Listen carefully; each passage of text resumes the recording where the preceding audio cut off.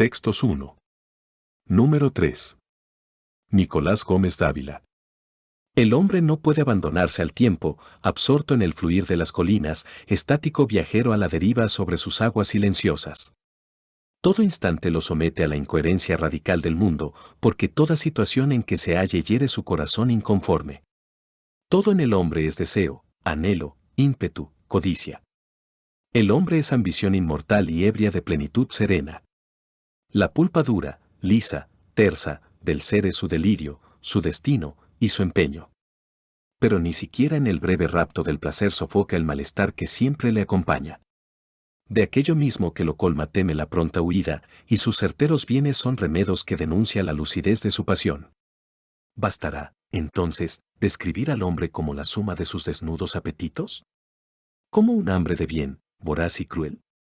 ¿Bastará considerarlo como un opaco núcleo de energías disparadas sobre el mundo?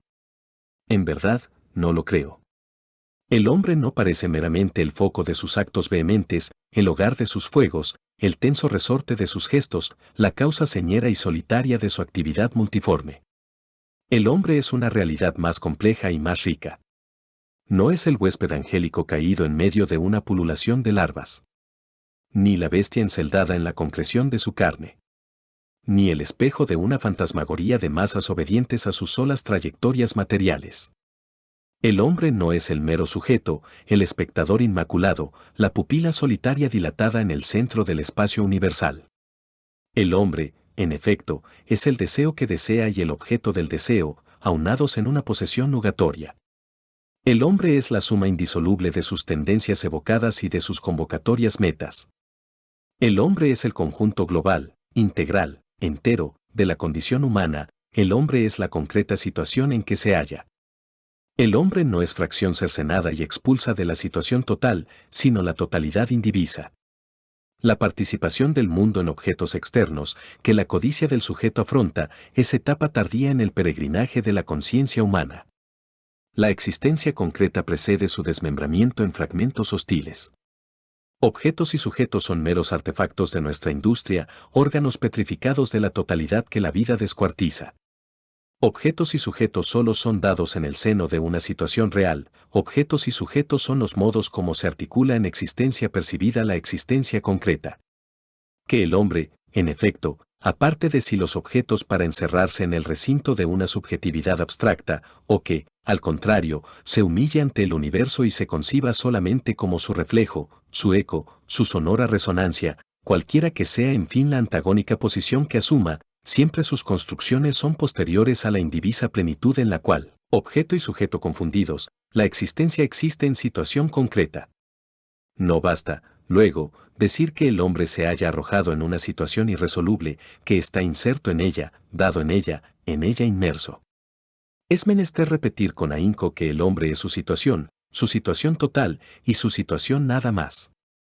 El irreprimible empeño humano de aislarse y excluirse, como si el hombre estuviese exilado en la baraúnda de su situación concreta, es requerimiento de la situación misma, exigencia de su naturaleza, manera en fin como la situación expresa, o evidencia, su formidable inconformidad consigo misma y su incapacidad de aceptarse como plenitud, no pudiendo, sin embargo, rechazarse como totalidad. La aprehensión de la situación total como realidad concreta del hombre no prejuzga ningún idealismo. Aún el realista se halla compelido a admitir que todo existente le está siempre dado en situación concreta y que no le es posible arrancar la existencia al contexto de su situación humana, cualquiera que sea el estatuto que posteriormente le conceda. La situación del hombre no es, luego, una configuración externa de acontecimientos donde el hombre fortuitamente se halla, sino la condición misma del hombre. El hombre no es una esencia pura sometida a una impura y ajena condición, el hombre es la impureza misma de su condición humana. El hombre es su condición quebrada y rota. Oscilando entre la decepción y la quimera, entre la privación invencible y la posesión nugatoria, el acto humano no tiene plenitud. Lo imposible que nos seduce, nos repele, lo posible que nos espera, nos hastía. La condición del hombre es el fracaso. El hombre es un deseo que fracasa, un anhelo que no se cumple, pero el hombre no es el ser que fortuitamente fracasa, que casualmente no logra, el hombre es el ser que no logra, ser hombre es no lograr. La imposibilidad de cumplimiento no es atributo adventicio de una intacta esencia, la esencia es el anhelo fracasado. La condición del hombre es impotencia. Viviéndose a sí mismo como impotencia radical, el hombre se vive a sí mismo en el tiempo, porque el tiempo es la concreta faz de la impotencia, su cuerpo sensual y perceptible. El tiempo es la impotencia vivida, el tiempo es la traducción de la esencial impotencia del hombre en el lenguaje de la sensibilidad, el tiempo es el acto concreto de nuestra impotencia, el acto en que nuestra impotencia se conoce y se asume, no como conclusión de un raciocinio sobre la repetida evidencia del fracaso, sino como carne de la vida. En la naturaleza del tiempo se patentiza la impotencia del hombre, y la naturaleza del hombre, a su vez, se patentiza en la impotencia del tiempo. En efecto, el tiempo es la impotencia misma.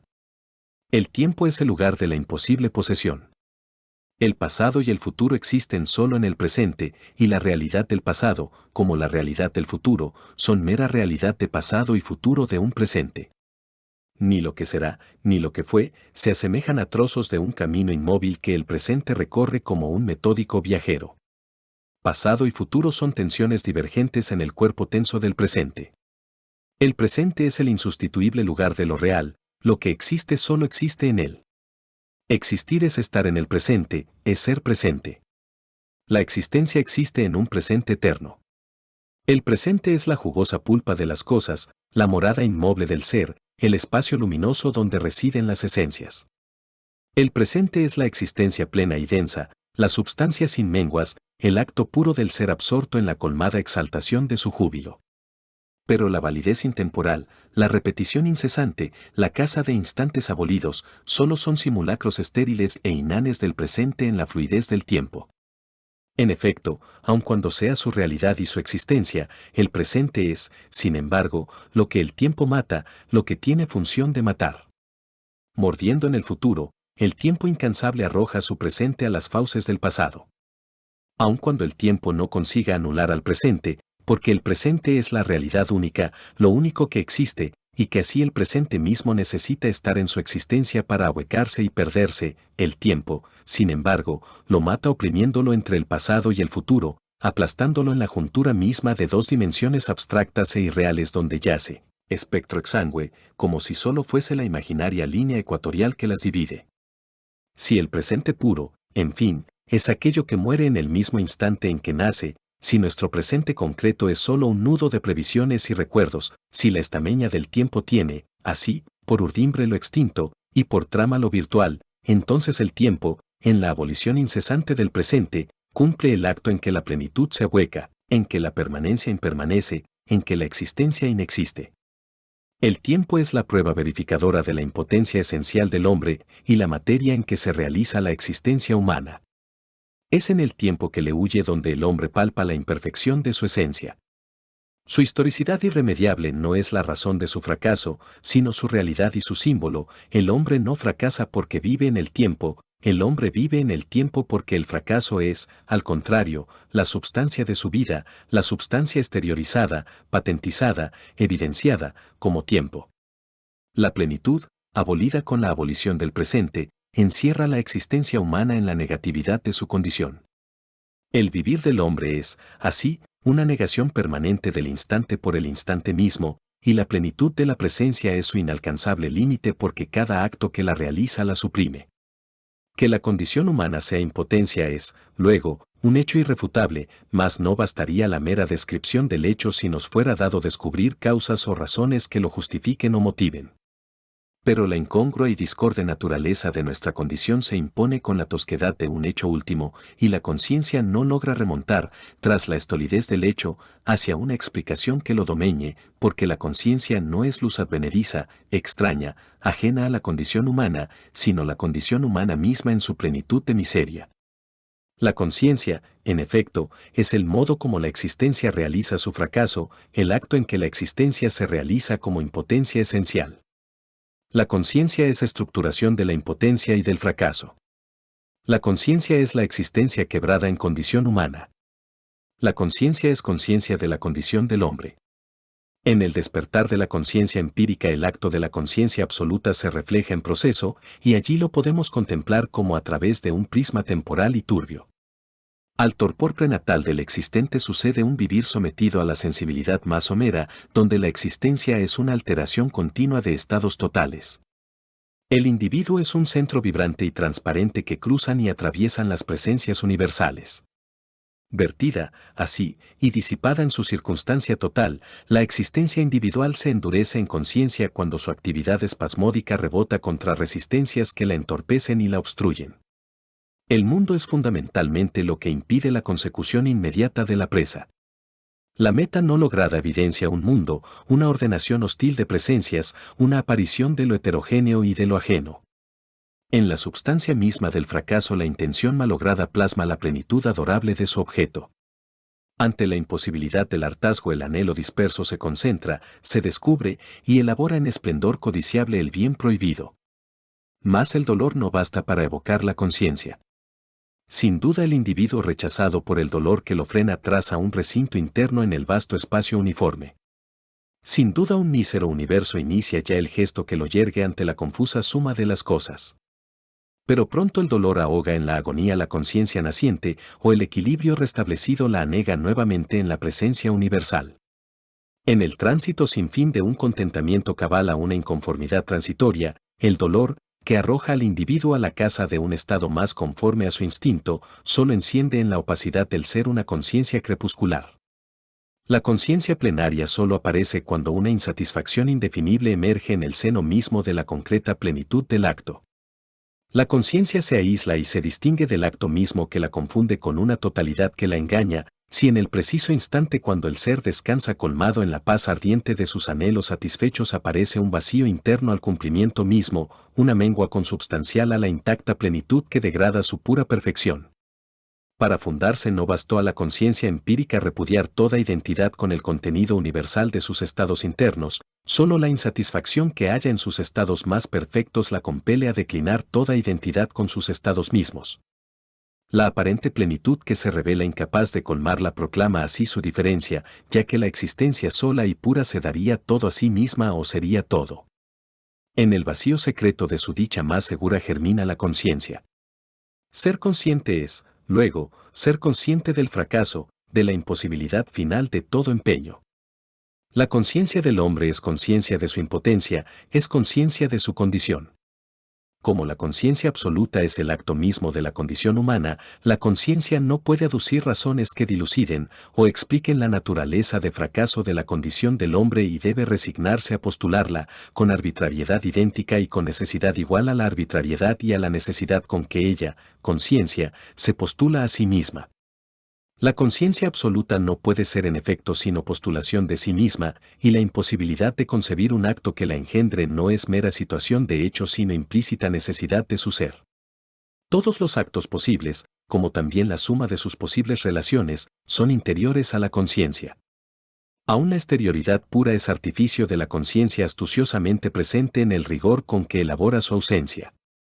Entre la conciencia y cualquier acto posible no puede existir relación distinta a la de tenerlo por objeto, las otras relaciones solo caben entre objetos de la conciencia misma. Todo intento de transformar una de las relaciones entre objetos en relación entre un objeto y la conciencia es empresa anticipadamente fracasada y radicalmente imposible. La conciencia no puede concebirse a sí misma como un objeto en su universo y por lo tanto no es posible encontrar explicación a la conciencia, ni repudiar su postulación absoluta. Si la conciencia obligadamente se intercala entre términos de series temporales, la colocación a que se somete no es una explicación, ni una causa, sino un hecho contingente y bruto. Pero aún para establecer la mera relación de anterioridad y posterioridad con los términos que la preceden y la siguen, la conciencia tiene que exteriorizarse a sí misma simbolizándose en una configuración material, y aun cuando logre así insertarse entre las cosas, en ningún momento consigue coincidir con su símbolo, ya que el solo gesto de pensarlo lo rebaja a la condición de objeto interno a su acto impertérrito. Situada en la serie temporal la conciencia perdura intacta, irrestricta, y redimida. Bloque opaco y duro en la continuidad del tiempo y en medio del encadenamiento de las cosas, ningún artificio dialéctico logra resolver la contradicción inherente a la colocación del sujeto por sí mismo en medio de sus propios objetos. Obligada a vivirse como tiempo, la conciencia tiene que situarse en él, pero ni siquiera la necesidad que la identifica al tiempo puede lograr que las razones y las causas con las cuales la conciencia ordena al mundo, la ordenen a ella misma y la expliquen. Entre la visión del mundo que la conciencia elabora desde su propio centro y la visión que construye omitiendo la referencia convergente de todos los objetos a sí misma, para establecerlos solo en sus relaciones recíprocas, no hay correspondencia ninguna, ni traducción posible de un sistema en el otro. Allí donde la conciencia omite su referencia central, solo subsiste como símbolo abstracto e irritante que ella misma, sin descanso y sin éxito, intenta reemplazar con la mera resultante de procesos objetivos, y allí donde la conciencia se instala en su referencia central, la totalidad de las cosas aparece como una suma de rebeldías que la conciencia determina pero no subyuga. No pudiendo, así, trascenderse a sí misma, ni explicarse, la conciencia tampoco puede explicar y trascender la concreta condición humana. La conciencia es conciencia de esa condición, y la viciada, quebrada y rota condición del hombre es un hecho último que debemos asumir, pero que no logramos comprender. La conciencia, sin embargo, ubicada en su absurda condición, y precisamente por ser conciencia de su condición absurda, no se puede contentar con ceder pasivamente a las presiones que la empujan o a las metas que la atraen, sino tiene ante todo que adquirir conciencia de su condición, conciencia de sí misma en su condición determinada. La conciencia que de sí misma asume la conciencia como condición no se manifiesta en un acto permanente de conciencia, sino en una postura ante sí misma. La conciencia de sí de la conciencia no es un estado de conocimiento abstracto, de estático reflejo de sí misma. Al adquirir conciencia de sí, la conciencia se conoce como condición, como situación, como acto susceptible de aceptación o de rechazo, pero no de abstención. Abstenerse es rechazar, y abstenerse de rechazar es aceptar. La aceptación y el rechazo, como posturas básicas de la conciencia ante su condición, no son meras actitudes intermitentes, sino estructuras permanentes de la conciencia individual. Es en la aceptación o en el rechazo que la estructura de la conciencia se articula, y es en función de esta estructura que la conciencia aprehende, siente, percibe, piensa, elige y excluye. Ni su noción de sí misma, ni su imagen del mundo, ni sus múltiples opciones son independientes de la estructura predeterminante y soberana. La estructura es un a priori concreto de cada ser humano. Ni la aceptación, ni el rechazo de la condición humana son gestos limitados y escuetos, el mero rechazo sería un suicidio instantáneo, y la mera aceptación una animalización inmediata. Precisamente porque su condición es absurda, la conciencia tiende a desatar y a disolver su absurdidad, y así la opción que su condición plantea a la conciencia implica una justificación simultánea. No pudiendo descansar en la condición, la conciencia opta, y no pudiendo descansar en la absurdidad, la conciencia justifica. Aceptación o rechazo implica a ambos una referencia a un principio justificativo de la condición del hombre. La aceptación y el rechazo se elaboran y se cumplen en el proceso dialéctico a que la conciencia somete su urgencia justificadora. La conciencia que acepta su condición humana, la acepta necesariamente como condición absurda, y no puede rechazar la absurdidad esencial sin rechazar simultáneamente la condición misma. No pudiendo, así, rechazar el absurdo inherente que requiere justificación, la conciencia que acepta tiene que situar el principio justificativo fuera de toda condición, como una instancia trascendente. A esa instancia la conciencia refiere la condición total, pero la trascendencia del principio justificativo exige que la conciencia no espere contemplar su realización o realizarlo ella misma, en el seno de la condición humana, en el tiempo, en la historia. La realización del principio implica la abolición de la condición del hombre. Para la conciencia que acepta su condición, el hombre no puede ser redimido sino fuera de toda condición imaginable. Inversamente, la conciencia que rechaza su condición humana, no pudiendo rechazar la totalidad de la condición sin suicidarse, solo rechaza su absurdidad. La conciencia que rechaza cree posible separar de su esencia propia su condición humana, como si su esencia fuese una conciencia abstracta y pura caída en una condición absurda, y como si su condición fuese una situación abstracta y fortuita. La conciencia que rechaza se aísla, así, abstractamente de su condición total, olvidando que su condición es la conciencia misma y creyendo que rechazar la condición humana es solo rechazar una adventicia situación en que el hombre se halla. Al dividir la condición humana en conciencia pura y situación fortuita, la conciencia que rechaza imagina que le es posible existir en situaciones diversas, y como la absurdidad de su condición le parece así depender de una situación que le es exterior y extraña, la conciencia que rechaza cree que basta alterar la situación para modificar y transformar la condición humana. La conciencia que rechaza sitúa, pues, el principio justificativo en el seno de la condición misma, como una instancia inmanente. Para la conciencia que rechaza, el principio justificativo es inmanencia pura, y el hombre solo puede ser redimido dentro de su condición misma. La instancia inmanente es usualmente concebida como una condición natural del hombre. A esa condición natural la conciencia refiere su absurda, ambigua e incoherente condición positiva. Así de la condición individual alterada la conciencia que rechaza apela a una intacta condición, y confía en una redención futura, cuando la condición auténtica del hombre se libere de la intromisión de esas causas accidentales que entorpecen su manifestación concreta.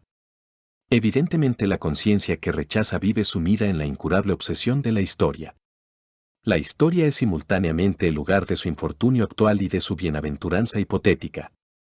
Pero si la historia es la categoría única de la conciencia que rechaza, el conocimiento de la historia es eminentemente opaco, vedado, prohibido a esa conciencia. En efecto, la historia es lo que acontece, la realidad total en su plenitud de acontecimiento. La historia es la condición humana en su positividad irreductible, y por tanto toda conciencia que se inclina apasionadamente sobre ella para compararla al paradigma intemporal de una condición natural del hombre o para acechar en el pasado el esquema de una futura perfección imaginaria, necesariamente la mutila y la trunca. Pero el conocimiento de la historia no es la sola víctima de la conciencia que rechaza. Su víctima preferida, su víctima predilecta, es la historia misma, la historia que vivimos, la carne temporal del hombre. Todos los que apelan a una condición natural del hombre, para acusar la condición positiva que la encubre y disimula, se sublevan contra la tenacidad irritante de nuestra miseria. Arrebatados por el noble empeño de restituir al hombre su dignidad perdida, la tosca realidad cotidiana los ofende y el insolente desdén de la existencia los humilla. Ávidos de promesas y de augurios, su vehemencia infringe las quietas leyes de la vida. El suelo en que se apoyan les parece el perverso estorbo de sus sueños. El delirio de una perfección absoluta y terrestre los empuja a irascibles rebeldías. La ambigüedad irreverente de la vida desata la ferocidad de su corazón pueril y compasivo. Incapaces de proceder con desconfianza precavida, con irónica paciencia, consideran la corrupción del mundo intolerable y fortuita. Afanosos, así, de transformarlo para devolverle su hipotético esplendor primero, solo consiguen derrumbar el frágil edificio que la paciencia sometida de otros hombres labró algún día en la estéril substancia de la condición humana. A los hombres que destruyen impelidos por el ciego afán de crear, otros hombres oponen la compasión y el desprecio de un pesimismo viril. Estos son los hombres cuya conciencia acepta su condición humana, y que acatan, orgullosos y duros, las innaturales exigencias de la vida. Estos hombres comprenden que la enfermedad de la condición humana es la condición humana misma, y que por lo tanto solo pueden anhelar la mayor perfección compatible con la viciada esencia del universo. Una inquieta ironía conduce sus pasos cautelosos a través de la torpe y áspera insuficiencia del mundo. Como nada esperan de la indiferencia de las cosas, la más leve delicia conmueve su corazón agradecido. Como no confían en la espontánea y blanda bondad del universo, la fragilidad de lo bello, la endeblez de lo grande, la fugacidad atroz de todo esplendor terrestre, despiertan en sus almas el respeto más atento, la reverencia más solemne. Toda la astucia de su inteligencia, toda la austera agudeza de su espíritu, apenas bastan para ensayar de proteger y de salvar las semillas esparcidas.